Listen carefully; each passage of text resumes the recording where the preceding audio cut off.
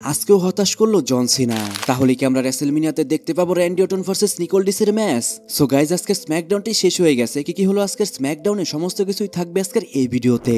আজকের স্ম্যাকডাউনের শুরুতেই Nicole dish রিংয়ে আসে। সে গত সপ্তাহে র্যান্ডি অর্টনের কাছে একটা আর কেউ খেয়েও আজকেও সে র্যান্ডি অর্টনকে রিং আসার জন্য বলে। তখনই সেখানে র্যান্ডি অর্টন চলে আসে। র্যান্ডি অর্টনকে দেখেই নিকোল ডিস অনেক রেগেছিল। র্যান্ডি অর্টনও তাকে দেখে বলে, তোমাকে দেখে মনে হচ্ছে তুমি আমাকে দেখে অনেক রেগে রয়েছো। লাস্ট উইক যেটা হয়েছে সেটা অনেক পার্সোনাল। তুমি বিশ্বাস করতে পারো আমি তোমাকে আর কেউ হিট করব। এইটা নতুন কিছু না, লাস্ট ইয়ারও তোমাকে আমি আর কেউ হিট করেছিলাম।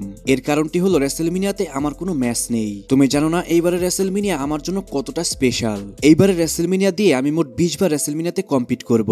এই জন্যই আমার তো ম্যাচ চাই রেসেলমিনিয়াতে, সেটা যে কারোর সাথেই হোক না কেন। তুমি চাইলে তুমিও ম্যাচ ফাইট করতে পারো আমার সাথে, বাট আমার ম্যাচ চাই। তারপর নিকোল ডিস বলে, আমি জানি তুমি 20 বছর ধরে রয়েছো ওই কোম্পানিতে।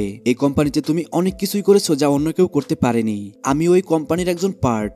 আমি মানি চাই না, আমি চাই রেসপেক্ট। র্যান্ডি অর্টন বলে, তুমি আমার কাছে রেসপেক্ট চাও? তুমি আমার রেসপেক্ট পাবে যদি তুমি রেসেলমিনিয়াতে আমার সাথে ম্যাচ ফাইট করো। তখনই সেখানে টামাটঙ্গা সোলো সিকোয়া চলে আসে। সোলো সিকোয়া এসে বলে, মিস্টার নিকোল ডিস, তুমি প্লিজ এখনই র্যান্ডি অর্টনকে রিং থেকে চলে যেতে বলো। কেউই এখানে র্যান্ডি অর্টনকে দেখতে চায় না। র্যান্ডি অর্টন এখন পুরনো হয়ে গেছে। রেসেলমিনিয়াতে জেকব ফাটু এলে নাইটকে হারিয়ে ইউএস চ্যাম্পিয়ন হয়ে যাবে। আর এইটা র্যান্ডি অর্টন ঘরে বসে দেখবে, কারণ তার তো কোনো ম্যাচই নেই রেসেলমিনিয়াতে। এই কথাটি শুনে র্যান্ডি অর্টন অনেক রেগে যায়। সে তাদেরকে রিং আসার জন্য বলে ফাইট করার জন্য। তারপরে তাদের মধ্যে ফাইট শুরু হয়ে যায়, কিন্তু দুইজনের সাথে র্যান্ডি অর্টন পেরে উঠছিল না। তাই তখনই সেখানে এলে নাইট চলে আসে। দেন র্যান্ডি অর্টন এলে নাইট দুইজনে মিলে ব্লাডলাইনের সাথে ফাইট করে। তারপরে আজকের স্ম্যাকডাউনে তাদের মধ্যে ট্যাগ টিম ম্যাচ ফিক্স করা হয়। তারপর women gauntlet tag team match শুরু হয়ে যায়। অসাধারণ একটা ম্যাচ হয়, যেখানে কিনা ফার্স্টেই এন্টার করে লাইলা ভলকিরি এবং বেইলি। তারা লাস্ট পর্যন্ত সবাইকে এলিমিনেট করে তারাই হয়ে যায় ম্যাচটার মধ্যে উইনার। আর গাইস, এরই মাধ্যমে কিন্তু বেইলি এবং লাইলা ভলকিরি নাম্বার 1 কন্টেন্ডার হয়ে গেল ট্যাগ টিম চ্যাম্পিয়নশিপ ম্যাচের জন্য।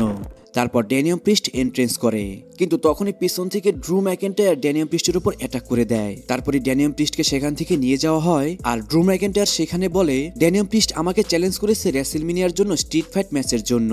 সেই ম্যাচের মধ্যেই আমি তাকে দেখিয়ে দিব আমি কে। আমি তোমাদের একটি সিক্রেট বলবো, যেটা একটি গুড নিউজও। তখনই সে তার চোখ থেকে তার মাস্কটি খুলে ফেলে। আর সে বলে, আমি 100% ক্লিয়ার ম্যাচ ফাইট করার জন্য, আমার কিছুই হয়নি। এইটা শুনে আবারও সেখানে ড্যানিয়াম প্রিস্ট চলে আসে। তারপর তাদের দুজনের মধ্যে একটা ফাইট শুরু হয়ে যায়। ফার্স্টে তো ড্যানিয়াম প্রিস্ট ভালোই ফাইট করছিল, কিন্তু লাস্টে ড্রু ম্যাকেন্টায়ার ড্যানিয়াম প্রিস্টকে একদমই ডিস্ট্রয় করে দেয়। তারপর এঞ্জেলো ভেরতো ভার্সেস রে ফিনিক্সের মধ্যে একটা 1-on-1 ম্যাচ শুরু হয়ে যায়। ম্যাচটি অনেক ভালোই ছিল, যেখানে কিনা রে ফিনিক্স রোল আপের মাধ্যমে এই ম্যাচটার মধ্যে উইন করে যায়। আর গাইস, এই ম্যাচটার মধ্যে ভেরতো অনেকটা সিরিয়াস ছিল। সে কিন্তু গত সপ্তাহে বলেছিল সেই ম্যাচটার মধ্যে যে কোনো ভাবেই উইন করবে, কিন্তু সেই ম্যাচটার মধ্যে উইন করতে পারলো না। তার জন্যই কিন্তু সে অনেকটা হতাশ ছিল। তারপর একটা ভিডিও প্লে করা হয়, যেখানে কিনা সিএম পাঙ্ক এবং পল হেমেনের ফ্রেন্ডশিপের হিস্ট্রি আমাদের দেখানো হয়। সেখানে সিএম পাঙ্কের ওবিডব্লিউ থেকে শুরু করে কোম্পানির পোস্টার বয় হওয়া পর্যন্ত সমস্ত কিছু আমরা দেখতে পাই। আর এটাও দেখতে পাই সিএম পাঙ্কের ক্যারিয়ার শুরু থেকে পল হেইমেন তার সাথেই ছিল। আর গাইস, এরই মাধ্যমে আমরা বুঝতে পারি পল হেইমেন এবং সিএম পাঙ্কের স্টোরিটা অনেক বেশি ডিপ। তারপর কোডি রোডস রিংয়ে আসে। কোডি রোডসের পিছনে সমস্ত ডাব্লিউডব্লিউ চ্যাম্পিয়নশিপ বেল্ট ছিল। সে তার আনডিসপিউটেড চ্যাম্পিয়নশিপ বেল্টটিও সেখানে রেখে দেয়। তারপর সে এক এক করে সমস্ত বেল্টগুলোকে দেখতে থাকে, এবং কি সে বেল্টগুলোর স্পেশালিটি আমাদের বলতে থাকে। কোডি রোডস সেখানে সমস্ত বেল্টগুলো সম্পর্কে বলতে বলতে সে চলে আসে জন সিনার স্পিনার বেল্টের কাছে। দেন সেখানে কোডি রোডস বলে, এই বেল্টটি হলো স্পিনার বেল্ট। আর এই বেল্টটি যার কাছে ছিল সে 14 বছর ডাব্লিউডব্লিউ কোম্পানিটাকে চালিয়েছে। সে আর কেউ না, সে হলো জন সিনা। কিন্তু তখনকার কথা আলাদা, এখন আমি চ্যাম্পিয়ন, আমি এই রোস্টারের ক্যাপ্টেন। আমি একটি কথা বলতে চাই, যেটা আমি বলেছিলাম ব্রক লেসনারকে, আমি বলেছিলাম রোমান রেন্সকে, আর আমি বলতে চাই জন সিনাকেও।